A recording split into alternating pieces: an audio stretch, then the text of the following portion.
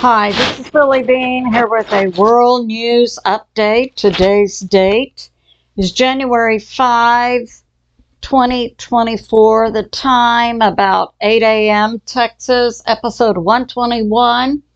Some of the things we'll be covering.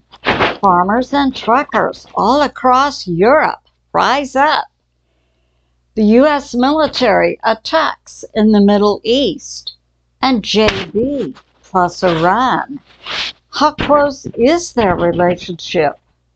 Did Iran know beforehand where the U.S. was going to attack? We'll see. Israel, Hezbollah, and resignations. Russia in 2024, no election because there will be no America. And the UK sends small coastal boats to the Arctic.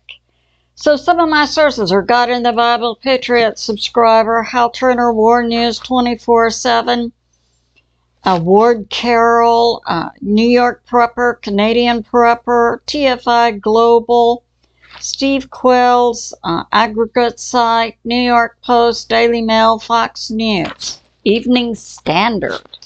So let's get started. First, I'll begin by drawing a map.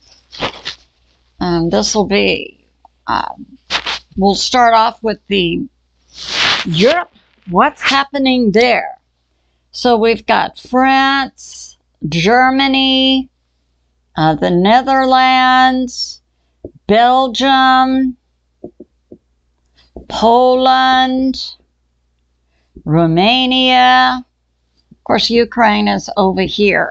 Okay, all across America, we have the people uniting up against evil and corrupt the U.S. federal government, and we see the same thing going on in Europe. All around the world, people are uniting, rising up. And it's like a line from the 1976 movie Network. We're as mad as hell and we're not gonna take it. And that's what we see in Europe too. And in Brussels, we also see the farmers uniting in France, Brussels, Belgium, Netherlands, Poland, Romania. So we see farmers and we see truckers plus uniting across Europe against their governments who have tried, the evil and corrupt European governments under the auspices of the deep state have tried to implement draconian, dystopian, green initiatives designed to put farmers and truckers out of business for the good of the environment. These people and the deep state exhibit a behavior that many would call insane, totally divorced from the real world. We need farmers and truckers to grow food, to transport food. But the deep state, intent on depopulation, wants to get rid of the farmers and truckers. So we see the farmers, especially in France, are blocking all major highways. And I saw a site that the farmer drove up to a McDonald's inside Paris, and the people took a roll of hay out of the tractor, put it inside the McDonald's, and threw it all around. Yeah, let's decorate the downtown Paris area with hay to let them know French farmers and farmers from Brussels, Netherlands, Belgium, Poland, Romania, Germany are rising up. And we also see the farmers in Canada, in Quebec, joining in. And we, the people around the world, applaud these efforts. And so in Paris, the Paris government deployed 15,000 police against the farmers and truckers. That comes from New York Prepper. New York Post has some new information. So we see, we know in the U.S., we're seeing the people unite to take back and close our borders. And I think the people in Europe also are intent on that. And now we have this. This is from the New York Post, a technology for Russia. They have cloaking military outfits. They look like something like a raincoat from head to toe with a hood and full length, or a poncho, something you can put over your body to slip into. They're cloaking military camouflage, and the outfit weighs about 350 grams or 3/4 pounds. And they can fold up and fit into a pocket. It conceals the heat signature of the soldier. Shades of the movie Predator. You know, the Predator in that movie was acted like a chameleon and could blend in with its surroundings. So something like that. And they have special glasses they wear over their eyes that also cover up the heat signature. They have 3 layers that reflects infrared and body heat radiation. Now, I recall 20 years ago that the same technology came out in Japan. So, apparently Russia has taken that technology and now been able to produce the numbers of outfits you would need for a military. So that's going on. And now we have this. So we'll begin talking about the Middle East. So here is Israel, Gaza, Israel. We've got Lebanon, and we know the great U.S. military made some great strikes over the Middle East in the past week or so as retribution against the death of at least 3 in Syria of U.S. male, and I had another source for 55 in Iraq. So we've got Iran, now Saudi Arabia, and this comes down to the Yemen, where many strikes are also taking place, Oman. Okay, so we got this going on. Israel, on January 30, Defense Minister Gallant says they're going to war with Hezbollah. Now, Hezbollah is a proxy for Iran. And on January 30, Israel gave a warning and said they want Hezbollah to move back something like 30 kilometers behind a river, the Litani River. And it's believed by many that Israel wants to do a land grab here. So, Defense Minister Gallant for Israel gave warning to Hezbollah, and at the same time, Israel tried to make a ceasefire, 2-month ceasefire with Gaza, so they could stop activity here and concentrate on taking this land here. So that's going on. And now we have this from Hal Turner. All right.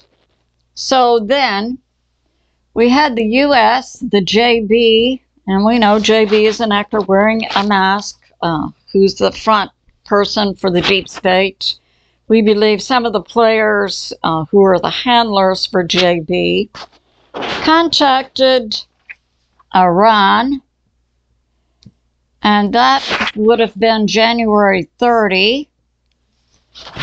And via the Swiss embassy to say to Iran, the U.S. is going to attack in these areas, Syria and Iraq, and we want Iran to stand down. Iran said if the U.S. put a direct attack on Iranian soil, that Iran would immediately respond. And now we have this from the Jerusalem Post. So this is an important part of the information I'm bringing out. Jerusalem Post. And they put this information out February 4, yesterday. So we have ties in the U.S. government with Iran via NGOs, supposedly a non-government organization, but they're always funded by the U.S. government. It goes generally through an organization called the Tides Organization, and then goes out to NGOs operated by the deep state. So there's a tie between a couple of NGOs. One is the International Crisis Group. So ICG, International Crisis Group, that acts as a mediator between the U.S. government and Iran with regard to nuke negotiations. But they have ties to an Iranian group that's called the IPIS. So this is Iran and this is the U.S. But they have a secret Memorandum of Understanding, MOU, that was put together, and this group is the Institute of Politics and International Studies, tied directly to Iran. So we see a tie, a secret agreement between the Iranian political group and the U.S. political group. And this group, the ICG, acted as advisors to Obama, Trump, and Biden. But they also leak information to who? Iran. Because why? There's a secret agreement between these two groups. Now, what kind of secret information came out recently from the U.S. government to Iran? What kind of secret? Now, so in the last week, we've seen the U.S. military, and they did attacks on Syria and Iraq in retaliation for the 3 U.S. soldiers, all of whom were from Georgia, who were killed in an attack in Syria on the El Tanaf base, and also one inside Jordan, the T-22 base. So that happened recently. So then the U.S. military mounted a retaliation that was to go against the Iranian proxies, Syria and Iraq. And in these nations, there had been thousands of the Iranian Revolutionary Guard. Thousands. But what happened? We had the U.S. military did attacks. They did 85 in 30 minutes on Syria and Iraq. In Syria, they killed 18, and in Iraq, they killed 35. Well, what happened to the thousands of Iranian Revolutionary Guard troops who had been in Iraq and in Syria? Huh? What happened? Was there secret information released through the two groups I've just gone over that went directly to Iran as to information for the U.S. military attacks, dates, places, and locations, so that Iran could withdraw thousands of its Iranian Revolutionary Guard from these two areas until the U.S. strikes were over. So we see the U.S. military then dropping million-dollar bombs on basically empty camps. Yeah. Was JB involved in that? JB is an actor wearing a mask. Was the current evil and corrupt U.S. federal government involved in that? It appears so. So, that's going on. And now, we'll get to this. So we see the great U.S. military, I believe the greatest military in the history of the world, achieving some political goals. Okay. So Hal Turner had brought this out on February 1. We had 12 KC refuelers assigned to Europe. And when the U.S. military attacks took place, we had B-1B bombers coming from the U.S. and also from the U.K. to Syria and Iraq. And they were refueled by the KC refuelers about on the location of Italy. So that took place. And now we have this. That, yeah, the refuelers, and also we have some that are being reassigned to the U.S. military location, Diego Garcia.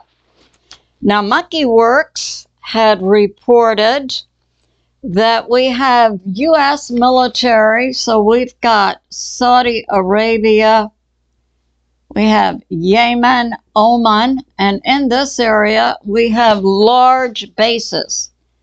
Qatar, I think that's about 11,000 troops. We've got Kuwait, about 10,000 U.S. troops. So Monkey Works information is we're sending fighters to Kuwait and also more U.S. troops to Poland. That's for that Steadfast Defender 24 exercise. Yeah. So that's going on. And now we have this from Ward Carroll talking about the great U.S. military attacks on Syria and Iraq, and in retaliation for 3 acknowledged, rest in peace, 3 U.S. military who were killed in Syria on the edge of Syria and Jordan. So the B-1B bombers dropped JDAMs, which are bunker penetrators, and that happened on February 2nd. In Syria and Iraq, they hit 85 targets.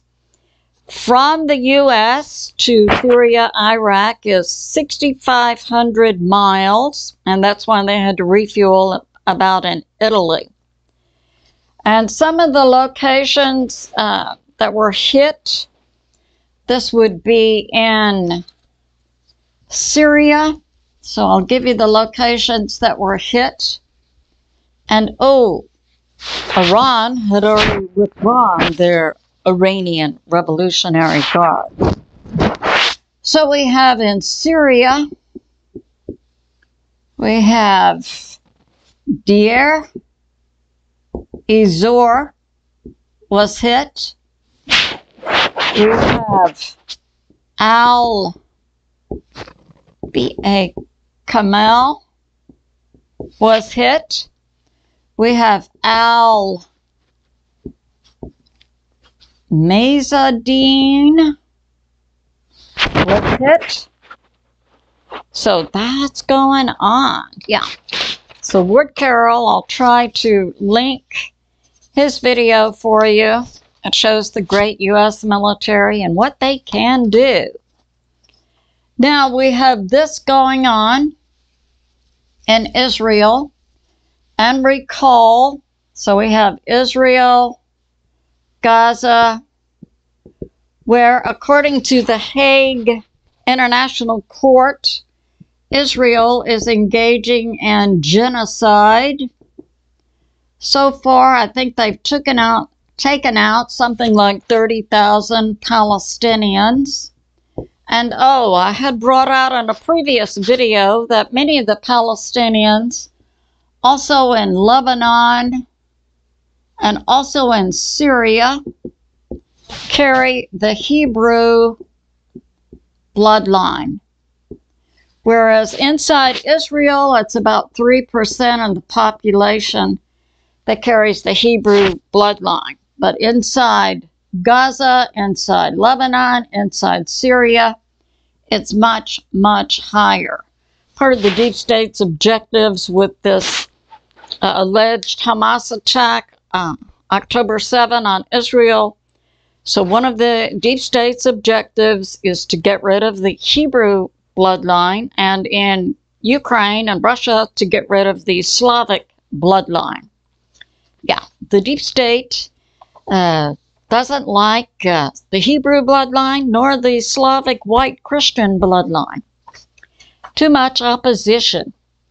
Okay, and now we have this.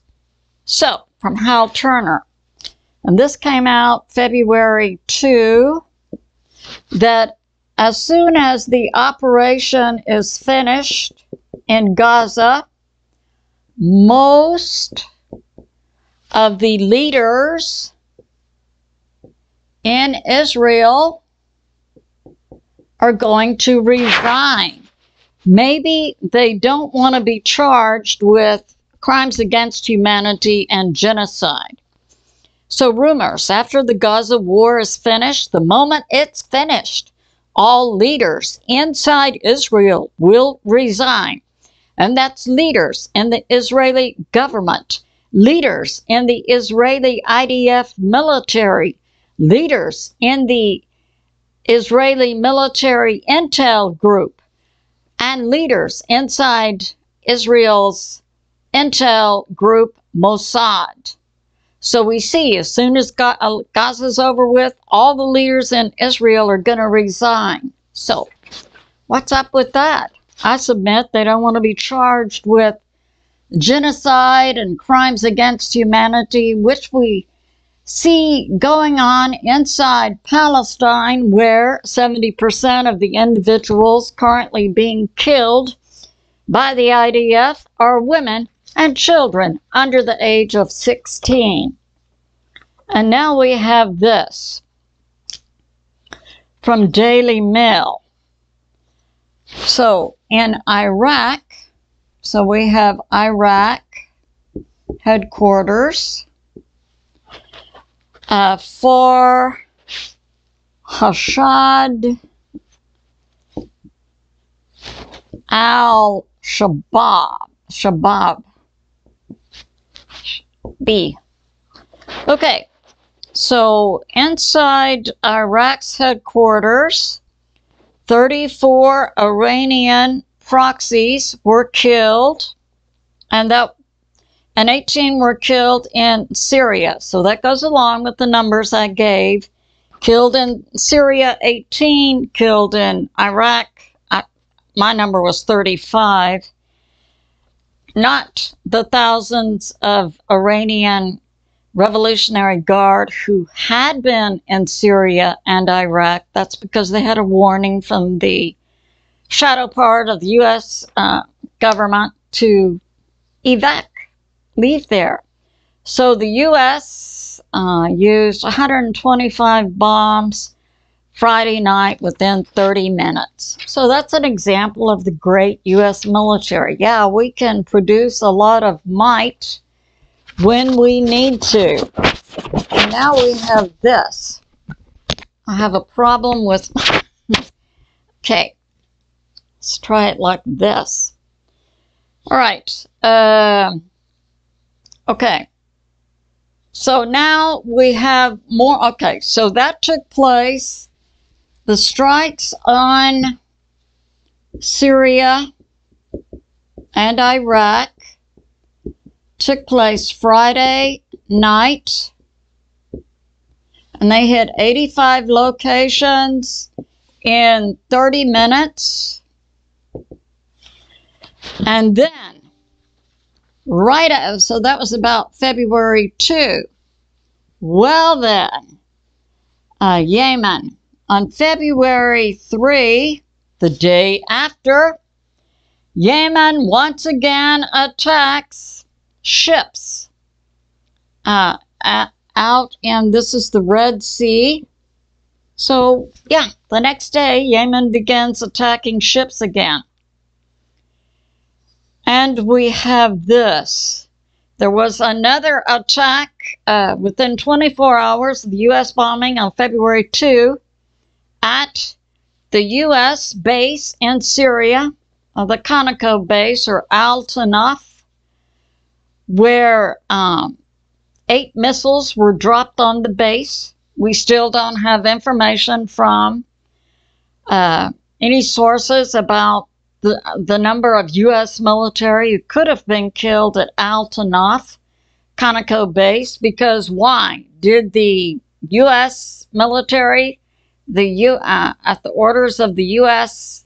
government, evacuate the U.S. military from a hot, kinetic war zone in Syria, the Al-Tanaf base? Did they? No, they did not. And so, the U.S. military confirms strikes by Yemen, and then they turned around and struck inside Yemen on February 3, within 24 hours after the large attack, February 2. They struck Yemen with F-18s. They had 30 targets in 10 locations. And then, later in the day, the Houthis once again launch anti-ship missiles inside the Red Sea and the Gulf of Aden. So yeah, the Houthis are not going to stop. So that's going on. And now we have this. From Fox News, February 3, the U.S. military takes down 6 Houthi anti-ship missiles. So that was yesterday. All right. And we have from Hal Turner, February 4, yesterday. So February 3 would have been today's Monday. So, okay.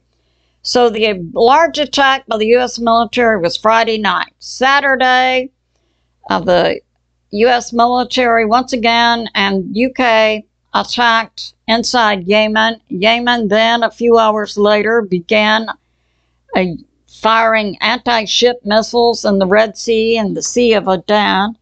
So then yesterday, Sunday, February 4, about 5 p.m., there were attacks by the U.S. military and the UK inside Yemen. 15 attacks, and they hit the locations of Sana'a and Hodeidah inside Yemen. So that was yesterday afternoon. So we see the Middle East is going hot. Okay. So now I have some information from Canadian Prepper. And this is about a NATO secret plan. Now, I had given out in previous videos that my assessment was that the Steadfast Defender 24 exercise currently going on in Ukraine, Estonia, Latvia, Lithuania, Poland, down to Romania. And then we have Finland, Sweden, Norway, plus. So this is called Steadfast Defender 24.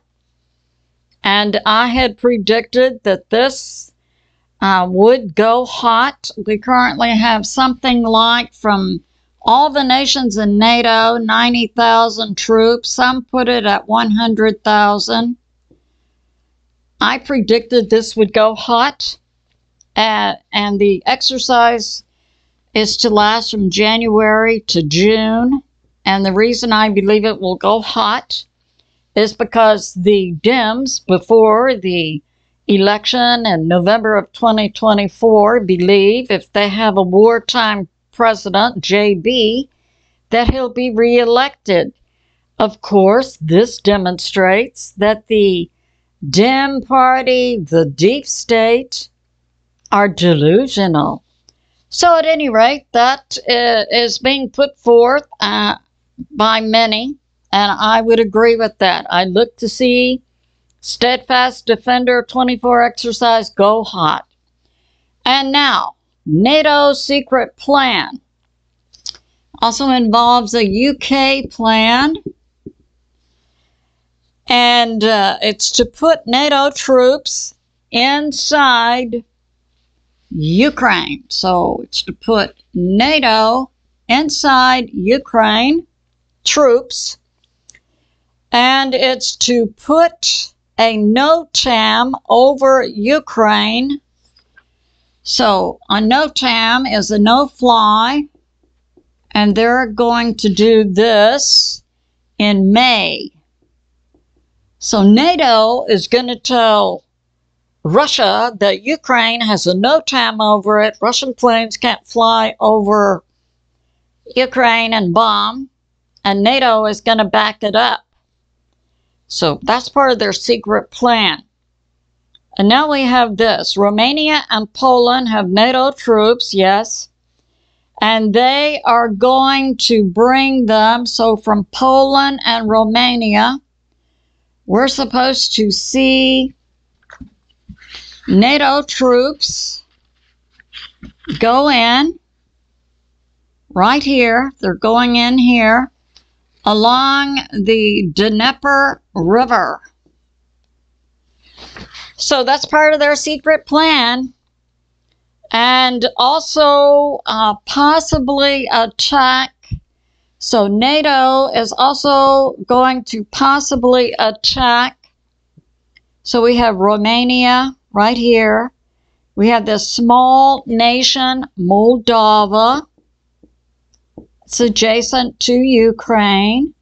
In this area, we have a Russian enclave, Transnistria. And we have Russian troops there. So part of NATO's secret plan is also to attack Transnistria. And we have in Finland and in Norway troops. And their job is to, so we have Russia right here. Russia comes all the way up to a border with Finland. So the NATO troops in Finland and Norway, their job is to keep the Russian troops pinned up along this border. And last month, the NATO governments did a draft. Oh, yeah. So in the past month also, we've seen a draft for governments to say to their citizens, you have to be in the military, a draft, a conscription. And the governments announced this to their people inside UK and Germany and Poland. And also some other locations, possibly Finland, Norway, the Czech Republic, Sweden. Yeah, okay. You people have to get in the military. Because we delusional leaders of NATO, are going to bring about World War III. And we have this, that elections also are taking place soon in 60 nations and in Latvia, Germany. So yeah, that's going on. I know Germany told their people also, yeah, you need to be building bomb shelters, and the UK told their people that too, and stock up on food and water. And also Germany said to its people, everybody's going to be in the military who can be, and so ordinary citizens are going to have to guard our borders and guard our infrastructure because we're going to war. Okay. Delusional leaders of NATO.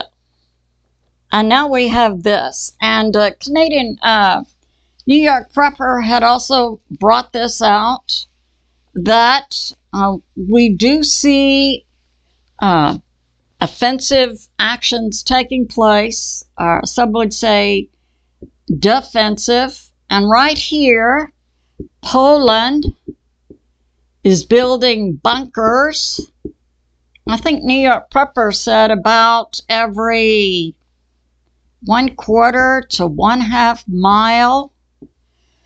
And we also have inside the U.S., this information had come out, inside the U.S., National Guard in many states are doing training on U.S. bases, digging trenches, and being trained in trench warfare. So we see NATO doing it and the European nations. We see the U.S. military doing it inside the U.S. So, yeah. So, and they're called anti-radiation bunkers that Poland is building. And the UK recently did a missile nuke test, a Trident-2 missile, the first time since 2016. And in the U.S., we currently have 450,000 in our National Guards. Some are believing the U.S. military, under the political direction of the evil and corrupt current U.S. government, may try to mobilize our entire National Guard, who their #1 military objective is to be inside the U.S. and protect American citizens. But hey, isn't that what's causing 26 states in the U.S. to unite against the U.S. federal government, stating that the U.S. federal government, under our Constitution, had broken its compact with the states to protect our nation from invasion, because we, the people in the U.S., clearly see invaders coming in, CCP military, and terrorists from around the world, aided and abetted and led in by the current evil and corrupt U.S. federal government. Yes, we see that. So, mobilizing the National Guard from the U.S., that would just be another step for the current evil and corrupt U.S. federal government to take all U.S. military outside the U.S. and then activate via the UN all of these CCP military and terrorists inside the U.S. against the American people. Well, I believe that God and the American people could be well prepared for that and take that down. And how would that be? Under our Constitution, we may also unite, rise up, and take down a U.S. government when it becomes a tyranny. So that's going on. So now we have this. So the U.S. National Guard inside Illinois is also being activated to go to the Middle East. The National Guard is training for World War III and trench warfare. Yeah, and they've been given this information. The U.S. National Guard has been given this information. Be prepared to deploy within 30 days. So we see another concrete plank supporting the suspicion that the steadfast defender exercise in the Baltics will go hot. So that's going on. And now we have this. We have Alex Christoforo. Alex brought out some information that supports the information I put out that Iran had secret information given to it by the current evil and corrupt U.S. federal government as to the date, time, and location of the attacks on Syria and Iraq, so they could evac their people. Now we have this from Alex Christoforo. He's a journalist out of Greece that in Romania they have the chief of their defense saying that ordinary citizens are going to be undergoing training for war versus Russia in the immediate future. Well, coupled with that information I brought out, that 450,000 U.S. National Guard could be asked to deploy in 30 days, doesn't that correlate to war with Russia in the immediate future? Yes, it does. And this chief of defense for Romania says Russia is not going to stop after it takes Ukraine, and it will attack Moldova or the Western Balkans. Yep. And now we have this from other sources, that the Russian infrastructure is being attacked. Now we had that cryptic statement from JB, the front face for the deep state and the U.S. military, that, so JB made this statement: it's okay for us to attack Iran because Iran supplies the bombs that are used in Syria and Lebanon and Iraq. But we see that was simply misdirection, because the same JB, his handlers, warned Iran.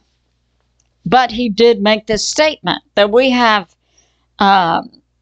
it's okay for us to attack Iran because Iran supplied the missiles. Well, what's going on inside Russia? Civilian attacks by Ukraine, who are using U.S. HIMARS and also Patriot missiles. Does that also apply to NATO? Is it okay then for Russia to attack NATO nations because NATO is supplying the weapons that are going inside Russia and hitting civilian targets? So that's going on. Yeah. Okay. And now we have this. We have Newsweek, Medvedev. He was the former president of Russia, currently co-chairman of Russian security. Russia will not attack any country in this bloc. talking about NATO Steadfast Defense 24 exercise. But if they encroach on Russia, they will receive instant response, and it will be a big war. He said this February 3, which would be Saturday. And the same response from Russia, if NATO provides airfields.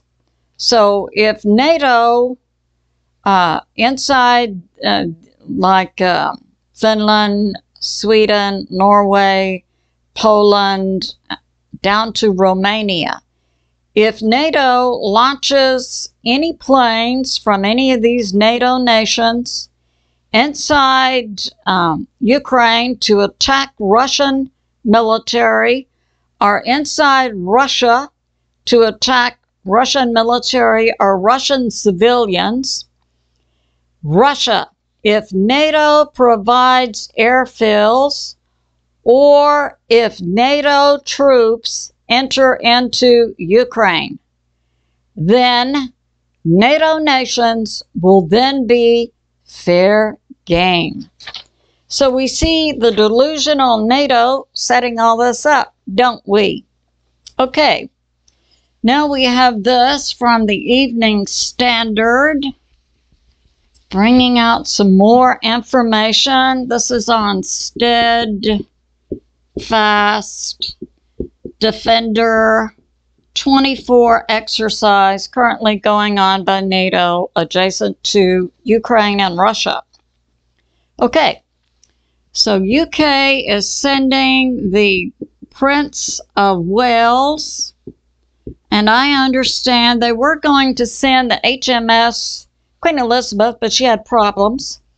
And then so now they're sending the HMS Prince of Wales, but I understand there was some problem in sending. So when you send a carrier, you also send destroyers with it to protect it. There was some problem with sending the destroyers. So instead, what they're sending to the Arctic, so we have UK, we've got Ukraine, up here we have the Arctic. So we got Finland, Sweden, Norway, yep, and Russia. So that's going on, Arctic. So apparently there was a problem with sending destroyers with HMS Prince of Wales. So instead, Ukraine is sending these small coastal ships. There are 68 feet long, and they're open, fast ships. They have 5 sailors on each of them. And have they been tested in Arctic temperatures? No. Where are they going? Right here. What's the average temperature? Below 0. So yeah, they're sending and they say it'll be a new experience for the patrol ships. Okay, they're sending the HMS Biter, Blazer, Exploit, and Trumpeter. So they're sending 4 of them. Yeah, we need to be in prayer for the U.S. military and also the UK military. Well, all the militaries involved in NATO, these soldiers are probably not on board with the political objectives. Okay. So, Hal Turner brings this out February 3, about 6 p.m. That would have been 6 p.m. about Eastern Standard Time, the U.S., about Saturday. Ukraine uses HIMARS, and they hit inside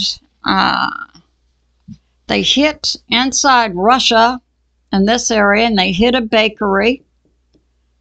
100% civilian location. They killed 20 civilians. And that was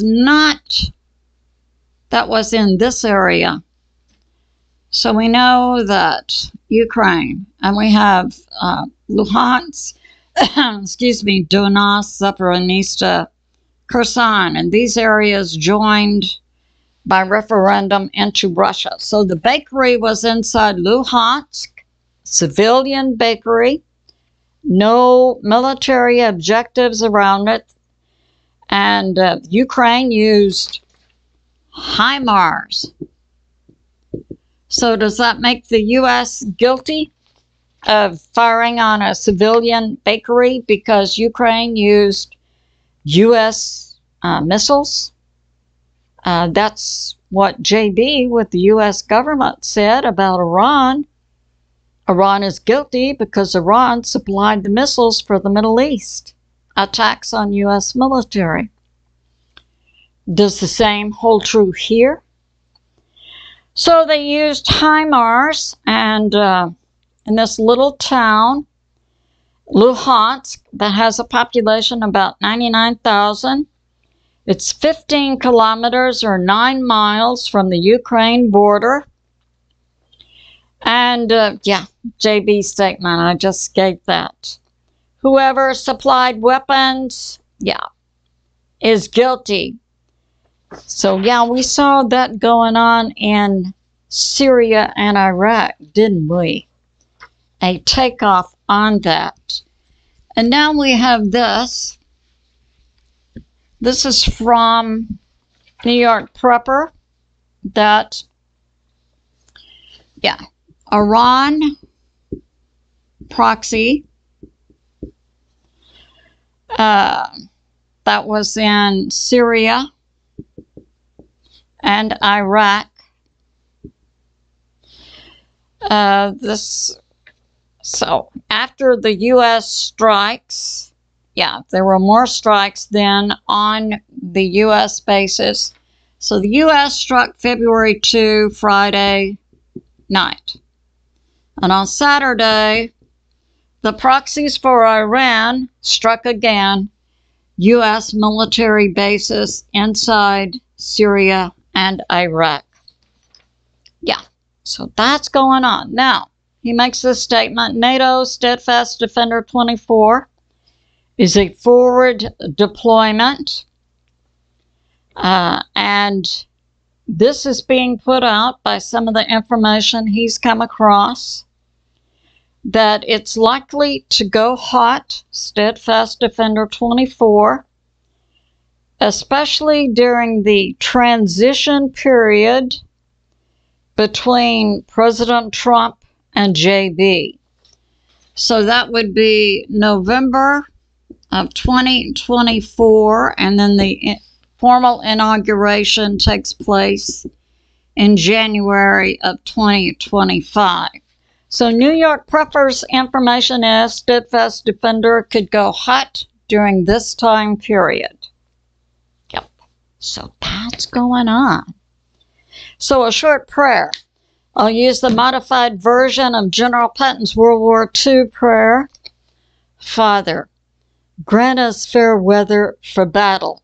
Guide us from victory to victory and crush our enemies, domestic and foreign.